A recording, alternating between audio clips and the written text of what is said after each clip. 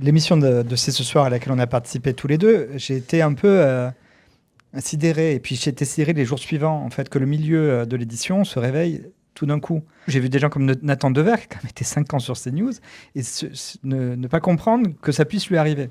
Et tout le milieu de Saint-Germain-des-Prés, tous les gens du Front républicain, etc., se sont réveillés quand ils ont été concernés.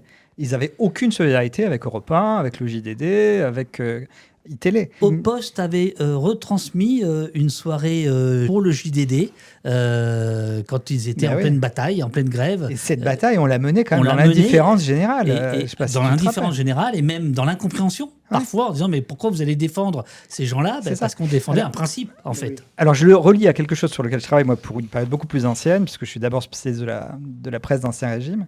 Il y a une hiérarchie très nette entre le milieu littéraire et les journalistes. Il y a un mépris total pour la presse en France depuis les origines, et qui vient du monde littéraire. D'ailleurs, beaucoup des encyclopédistes, de Voltaire, de Diderot. Et on a construit une image négative de la presse à cette époque-là, avec l'idée que l'homme de lettres est toujours au-dessus. Et cette hiérarchie demeure aujourd'hui. Et on la sent très fortement. Et c'est pour ça que les auteurs Grasset, avec leur belle couverture jaune, ils n'ont pas compris que les petits folliculaires, et eux, c'était pareil. Et que Bolloré, il ne fait pas de différence. Il méprise autant les écrivains qu'il méprise les journalistes.